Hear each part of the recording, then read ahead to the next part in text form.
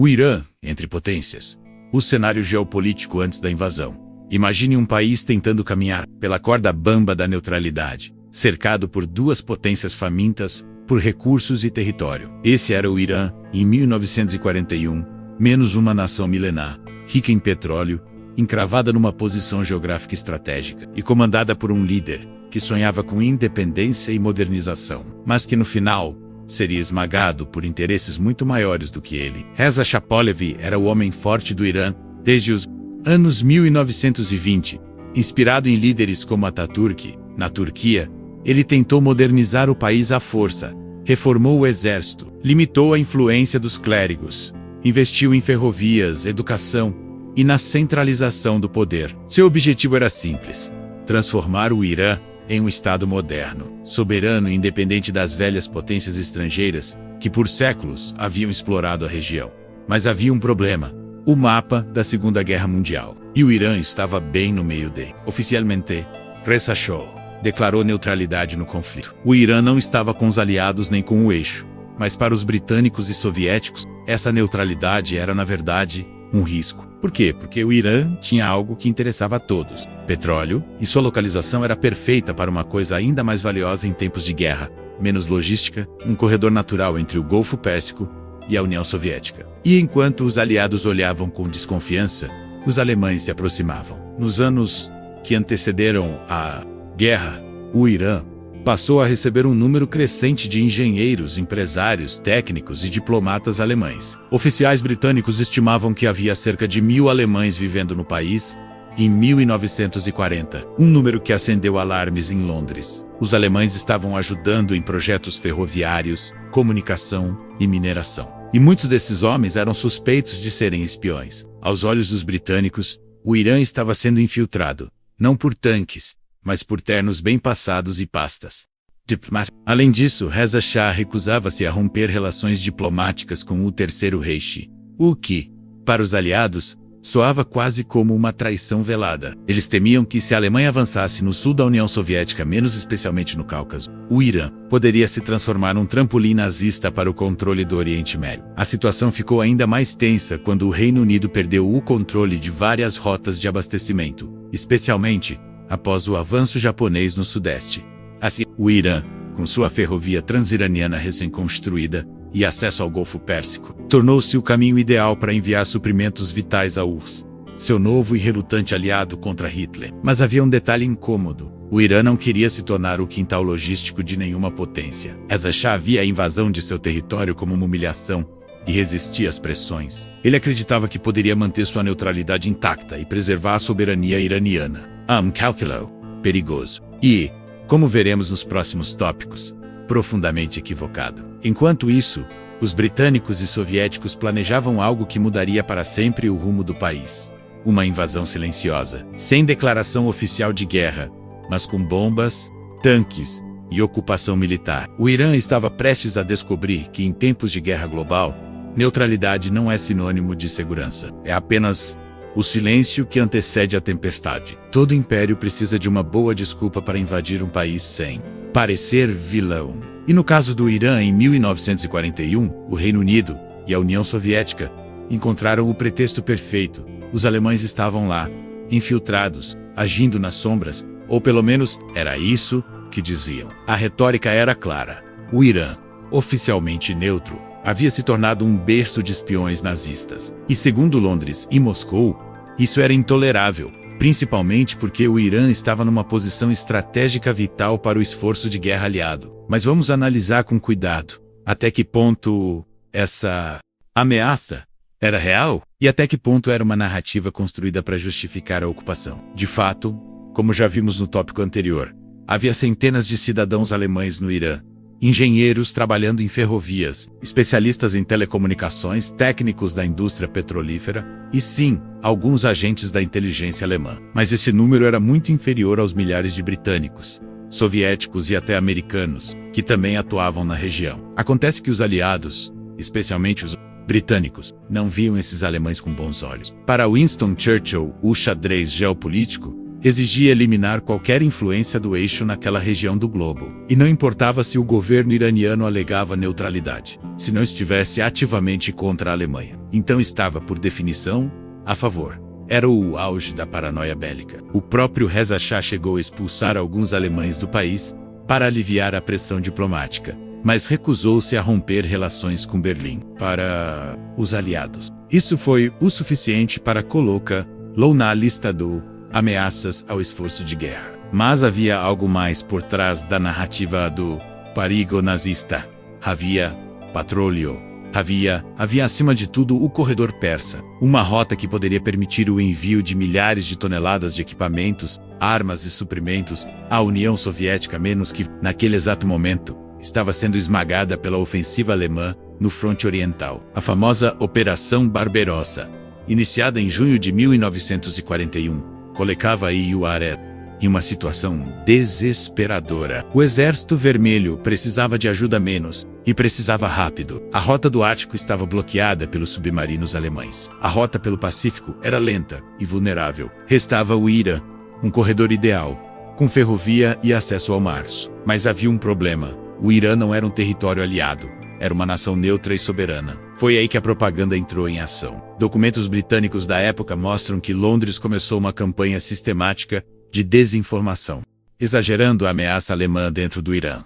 Relatórios sobre espionagem nazista foram multiplicados, alimentando o medo de que o Irã pudesse virar de lado a qualquer momento. Moscou também entrou no jogo, reforçando a narrativa de que o país vizinho representava um risco para sua segurança no Cáucaso. E assim, sem disparar uma única bala, as potências aliadas começaram a preparar a ocupação. Primeiro, exigiram que o Irã expulsasse todos os cidadãos do eixo menos alemães, italianos e japoneses. Reza Shah hesitou. Ele sabia que ceder a essas exigências significava admitir que seu país não era verdadeiramente soberano. Esse foi o ponto de ruptura. No dia 17 de agosto de 1941, os aliados enviaram um ultimato ao governo iraniano. Exigiam a retirada imediata dos alemães e a total colaboração com o esforço de guerra. O prazo era curto. A resposta foi diplomática, evasiva e tardia. Para os aliados, isso foi interpretado como resistência. E foi assim, sob o pretexto de eliminar agentes nazistas e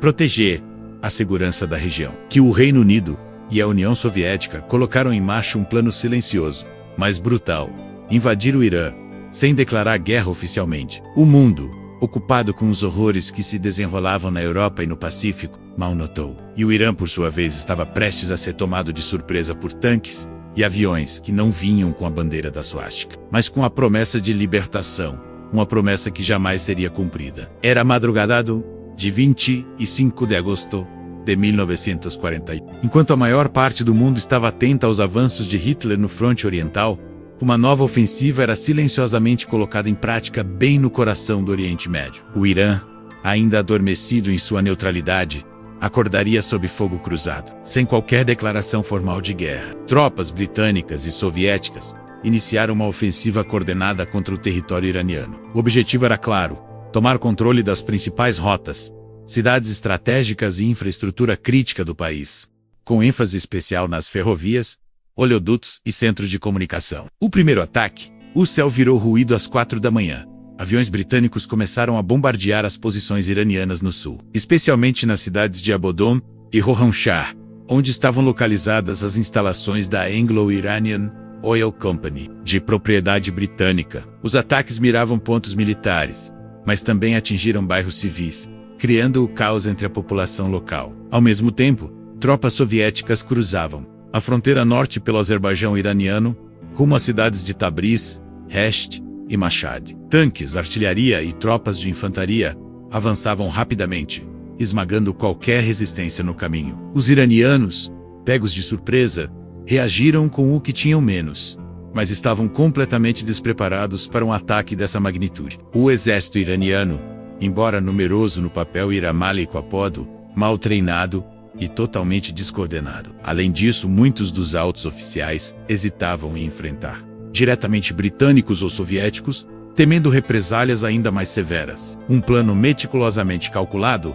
a operação foi cuidadosamente dividida em duas frentes. Frente sul-britânica, tropas indianas e britânicas entraram pelo Golfo Pérsico, desembarcando em Almodom e Basra. Elas rapidamente tomaram os campos de petróleo e se moveram rumo à cidade de Avaz, garantindo o controle total da produção energética do país. Frente Norte Soviética. Exércitos do sul do Cáucaso entraram no Irã em várias colunas, tomando pontos estratégicos como Tabriz, Qazvin e o litoral do Mar Cáspio. Era a primeira vez, desde o século XIX, que os russos ocupavam o território persa com tanta força. Os ataques ocorreram de forma sincronizada, mostrando que Moscou e Londres, mesmo em desconfiança mútua, podiam atuar em harmonia quando havia petróleo e geopolítica em jogo. Resistência? Quase nenhuma, apesar de alguns confrontos esporádicos, como em Kermanshah e Hamidan. A resistência iraniana desmoronou em questão de 4 dias. Os soldados,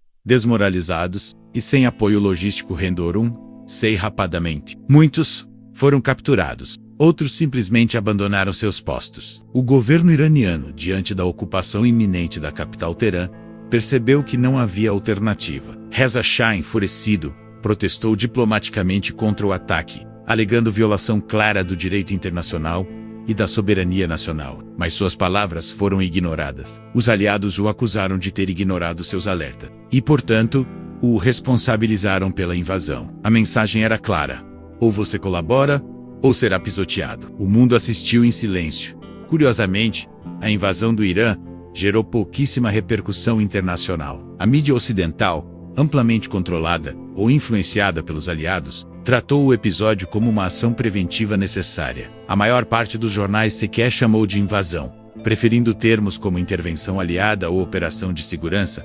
Já o povo iraniano vivia o pânico, o medo e a indignação. De um dia para o outro, seu país estava ocupado por 2 potências estrangeiras, com tanques nas ruas, bombardeios nos céus e um futuro cada vez mais incerto. O Irã havia sido arrastado para a Segunda Guerra Mundial sem escolha, sem declarar guerra, sem levantar bandeiras, apenas sendo esmagado por interesses maiores. E o próximo passo da estratégia aliada seria ainda mais simbólico: a remoção do próprio Shah do poder.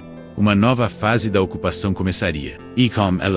O fim da soberania iraniana por tempo indefinido. A humilhação militar foi só o começo. O verdadeiro golpe contra a soberania iraniana viria nos bastidores do poder. E ele tinha nome, sobrenome e sangue: Real Reza Shah Pahlavi. O homem que ousou modernizar o Irã à sua maneira. Agora estava no topo da lista negra dos aliados, e seu destino já havia sido selado. Nos dias que se seguiram à invasão, o clima em Teherã era de tensão insuportável. Tropas britânicas e soviéticas já controlavam os principais centros urbanos e rotas estratégicas. A capital estava cercada. Aviões de reconhecimento sobrevoavam a cidade todos os dias. Era como se os próprios céus estivessem vigiando cada movimento do governo. Reza Shah ainda tentava se manter firme. Publicamente, rejeitava os termos impostos pelos invasores e exigia a retirada das tropas estrangeiras. Mas nos bastidores ele sabia: estava encurralado. O trono tremia. E o recado das potências ocupantes era direto: ou ele renunciava, ou o país mergulharia em um caos ainda maior. A operação para Remove Plough, o Reino Unido, principal arquiteto da operação de Regime Change, considerava Reza Shah um risco constante. Ele era imprevisível, orgulhoso e, pior, teimava em manter relações diplomáticas com a Alemanha nazista. Para os britânicos, isso era traição, mesmo sem guerra declarada. Moscou, por sua vez, via o Shah como um obstáculo à construção do corredor logístico até o Cáucaso. A permanência de Reza Shah no poder tornava a ocupação instável.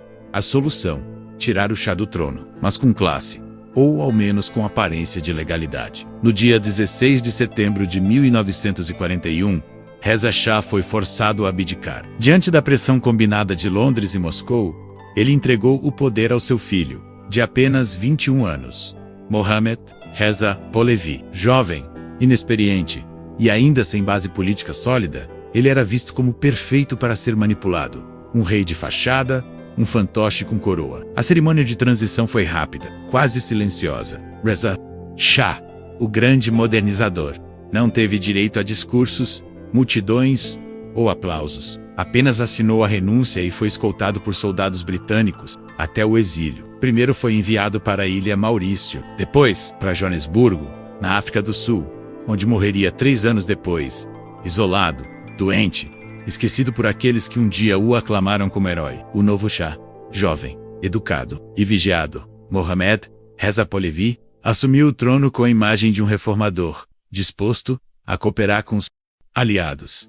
Ele era educado na Europa, falava bem o inglês e parecia mais disposto a dialogar. Mas por trás do verniz diplomático, era um rei com poder severamente limitado. Quem mandava no país agora não era o palácio de Saadabad, mas os consulados britânico e soviético. Toda grande decisão, do controle do petróleo à censura da imprensa, menos passava por aprovação dos ocupantes. A soberania do Irã era uma ilusão elegante, sustentada por tanques e tratados impostos. As consequências internas, a população iraniana, que já sofria com os efeitos da ocupação militar, agora assistia à substituição de seu líder por imposição estrangeira. O ressentimento crescia. Para muitos, Mohammad Reza não passava de um rei inglês, uma marionete de terno e faixa dourada. O impacto foi imediato. O parlamento perdeu relevância. O exército foi desmobilizado e reorganizado sob vigilância dos aliados. A imprensa foi silenciada. As manifestações populares e ainda havia a sombra constante da Guerra Fria que começava a despontar. A presença soviética no norte do país gerava temor de uma eventual partição do Irã, como ocorrera antes com a Polônia e a Coreia. O país estava partido não oficialmente menos, mas na prática sim. O norte sob influência soviética, o sul sob controle britânico. Um precedente perigoso, a queda de Reza Shah, inaugurou um novo capítulo na história do Irã.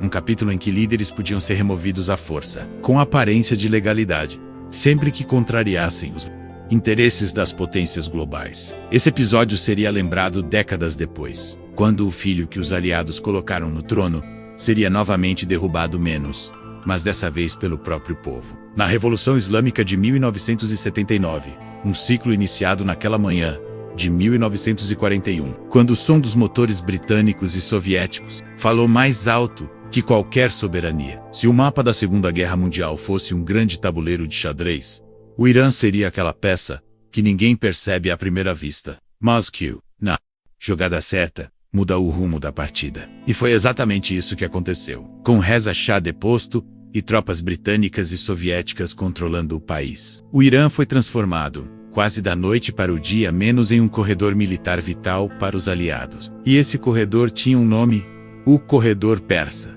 Essa rota, silenciosa e pouco comentada nos livros de história, foi essencial para manter a União Soviética viva durante os anos mais críticos da guerra contra a Alemanha nazista. O Corredor Persa, uma linha de sobrevivência, a partir de 1941. Com a intensificação da Operação Barbarossa, o Exército Vermelho sofria perdas catastróficas. A indústria soviética havia sido parcialmente desmontada e deslocada para o leste, mas a produção interna não bastava. O que salvou a URSS de um colapso completo foi o apoio logístico vindo do Ocidente, por meio da Lei de Empréstimo e Arrendamento Lend-Lease Act, aprovada pelos Estados Unidos. Só havia um problema: como entregar esses suprimentos. As rotas pelo norte, via Ártico, eram extremamente perigosas, com mares congelados e submarinos alemães à espreita. A via pelo Pacífico era lenta e vulnerável, especialmente com o avanço japonês. Foi então que os estrategistas aliados voltaram os olhos para o Irã, com acesso ao Golfo Pérsico, ligação ferroviária até o mar Cáspio e estradas que cruzavam as montanhas até o norte. O país se tornava a melhor rota logística disponível. Infraestrutura sob controle estrangeiro com o país ocupado, os aliados passaram a reconstruir e expandir a infraestrutura iraniana com objetivos puramente militares. Ferrovias foram duplicadas, estradas asfaltadas às pressas e novos portos logísticos criados em Bandar Sheper e Abudan. Tudo com a justificativa de desenvolvimento, mas sob controle militar. Empresas americanas como a Bechtel e o Exército dos Estados Unidos da América enviaram engenheiros e técnicos ao Irã para operar e melhorar a logística do transporte. A chamada missão militar aliada chegou ao país em 1942 e, pouco tempo, transformou as cidades iranianas em hubs de abastecimento de guerra. Trens carregados com tanques, munições, comida, caminhões e combustível cruzavam o país diariamente rumo ao norte. Estima-se que, entre 1941 e 1945, mais de 5 milhões de toneladas de suprimentos tenham passado pelo Irã em direção ao fronte oriental soviético. Petróleo, o sangue da guerra. Além da logística, o Irã oferecia algo ainda mais valioso: petróleo em abundância. As refinarias de Abadan, Aparadas, Palo, Anglo-Iranian Oil Company, precursora da British Petroleum, ABP, eram algumas das mais modernas do mundo à época. O combustível refinado ali abastecia aviões, navios e veículos aliados em diversas frentes, do norte da África à Ásia Central, ou seja, enquanto os tanques aliados avançavam na Itália, no Egito ou na França, era petróleo iraniano que queimava em seus motores. E tudo isso sem o consentimento real do povo iraniano, que pouco ou nada recebia em troca. Um centro de inteligência, disfarçado, mas o uso estratégico do Irã e além da logística. Teherã se transformou num centro de espionagem e inteligência, com a presença de tropas de 3 potências menos britânicos, soviéticos e, posteriormente, americanos. O país virou uma zona de operações secretas, escutas, contra-espionagem e reuniões diplomáticas camufladas. Foi ali, inclusive, que ocorreu uma das mais importantes conferências da guerra, a Conferência de Teherã, em 1943, onde Churchill, Roosevelt e Stalin definiram os rumos do conflito, mais uma prova do papel central do Irã nos bastidores do conflito. Um país sequestrado sem disparar uma bala. O mais irônico, tudo isso foi feito sem que o Irã tivesse oficialmente entrado na guerra. Ele nunca declarou guerra à Alemanha, apenas foi usado, explorado e ocupado, servindo de base e corredor para os verdadeiros protagonistas do conflito. Enquanto os aliados vendiam ao mundo a imagem de libertadores contra o fascismo, o povo iraniano via sua terra ser saqueada em nome da ordem mundial. A importância do Irã para a vitória aliada é inegável, mas custou um alto preço à sua soberania, à sua dignidade e à memória de um povo que por décadas teve que conviver com a ideia de que sua pátria foi usada como ferramenta e depois descartada, enquanto comboios de suprimentos cruzavam o Irã para alimentar a máquina de guerra soviética e o petróleo iraniano abastecia tanques britânicos no norte da África. O povo iraniano passava fome. A ocupação aliada, vendida ao mundo como necessária para derrotar o nazismo, transformou a vida dos civis em um pesadelo cotidiano. Tanques nas ruas, soldados estrangeiros em todos os cantos, escassez de alimentos e repressão política formavam o cenário sombrio de um país que perdeu a soberania e também a esperança. A fome invisível, com boa parte da produção agrícola desviada para alimentar os exércitos ocupantes, o abastecimento interno entrou em colapso. Produtos básicos como farinha, arroz, óleo e carne sumiram dos mercados. Os preços dispararam. A inflação saiu do controle. E enquanto os comboios carregavam toneladas de suprimentos para fora do país, milhares de iranianos morriam de fome dentro dele. Estudos posteriores estimam que entre 3 a 4 milhões de iranianos morreram de fome, doenças ou negligência entre 1942 e 1944, uma tragédia silenciosa, sem bombardeios, sem tiros, sem manchetes. Só a lenta agonia de um povo invisível à imprensa internacional. Famílias inteiras vendiam seus pertences por um pedaço de pão. Crianças vasculhavam lixo de quartéis aliados, atrás de sobras. O contraste era brutal. Enquanto os soldados estrangeiros comiam bem e viviam em conforto relativo, o povo local padecia a míngua, censura e repressão.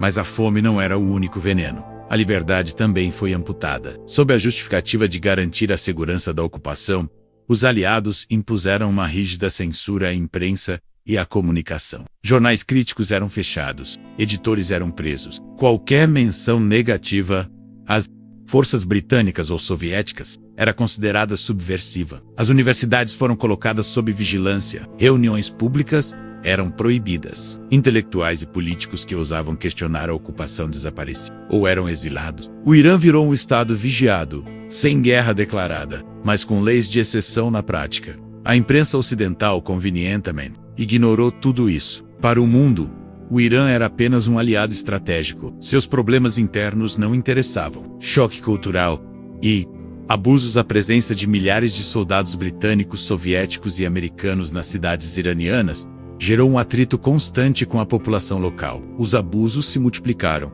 invasão de casas, roubos, confrontos em mercados, assédio a mulheres iranianas, agressões físicas. Muitas dessas ocorrências eram abafadas pelos comandantes estrangeiros. As tropas tinham imunidade diplomática e o povo iraniano nenhuma proteção legal. Houve relatos de soldados soviéticos saqueando vilarejos inteiros no Norte do país. No sul, soldados britânicos tratavam os iranianos como súditos coloniais, ecoando a mesma arrogância vista na Índia e em outras colônias. E os poucos que ousavam reagir. Nas mesquitas, surgiam sussurros sobre uma ocupação infiel. Nos bazares, protestos abafados. Nas ruas, um silêncio tenso. A ocupação era total menos militar, política, cultural e psicológica. Resistência abafada apesar da repressão. Surgiram focos de resistência, intelectuais, nacionalistas, grupos, religiosos, trabalhadores explorados, todos começavam a murmurar revolta, mas não havia espaço para organização. O controle era absoluto. O governo fantoche de Mohammad Reza Pahlavi agia sob ordens diretas dos aliados. A polícia política, reestruturada por assessores britânicos, prendia e espancava opositores. Nenhuma crítica era tolerada. Nenhum grito ecoava sem ser silenciado. Aos olhos do mundo, o Irã era um aliado cooperativo, mas por dentro, era um país em ruínas morais, vivendo sob uma ocupação sem bandeira declarada, sem liberdade, sem pão e sem voz. Enquanto o povo se afundava em desespero, os líderes mundiais fariam do Irã o palco de um encontro histórico que selaria os rumos da guerra menos ignorando. Mais uma vez, que havia um povo vivo ali, sofrendo em silêncio. O ano era 1945. A Segunda Guerra Mundial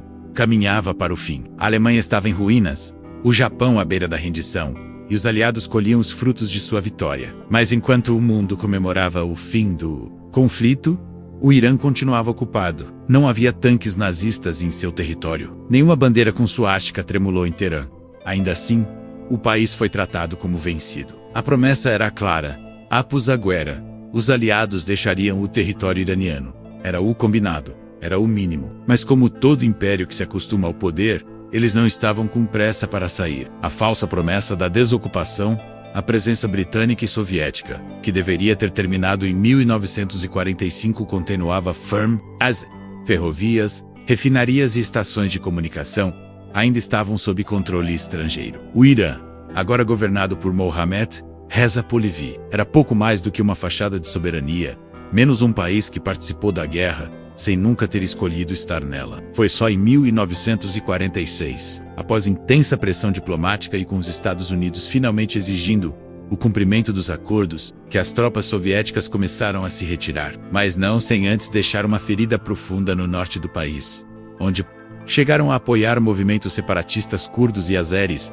menos ameaçando dividir o Irã em estados clientes da União Soviética. Essa ameaça de partição, evitada por pouco, plantou no imaginário iraniano um trauma duradouro. A certeza de que o país era apenas uma peça no jogo das grandes potências. O Irã como campo de ensaio da Guerra Fria. O episódio de 1941 a 1946 marcou o Irã como um dos primeiros tabuleiros da Guerra Fria. De um lado, os soviéticos tentando manter sua zona de influência no norte, do outro, britânicos e cada vez mais, os americanos ocupando espaço político e econômico no sul. A instabilidade criada nesse período moldaria os rumos do país pelas décadas seguintes. Em 1953, assim Ayumi VI orquestrariam o golpe contra o primeiro-ministro Mohammad Mossadegh, após ele nacionalizar o petróleo. Em 1979, o povo iraniano, cansado de décadas de manipulação estrangeira e repressão interna, derrubaria o Shah em uma revolução que ecoava. Exatamente aqueles dias sombrios de ocupação na década de 1940. O Irã, entendeu? A força menos que sua geografia. Seu petróleo e sua posição no mapa eram maldições disfarçadas de bênçãos. Nunca poderia ser neutro. Nunca poderia ser apenas observador. Era destino ser palco, rota ou obstáculo para impérios. O silêncio da história, e talvez o mais revoltante seja isso, como esse episódio foi apagado dos grandes livros de história. A Segunda Guerra Mundial é contada como a luta do bem contra o mal. Mas quem conta essa história esquece de dizer que nesse processo, nações inteiras foram usadas, esmagadas e descartadas, sem jamais serem convidadas ao banquete da vitória.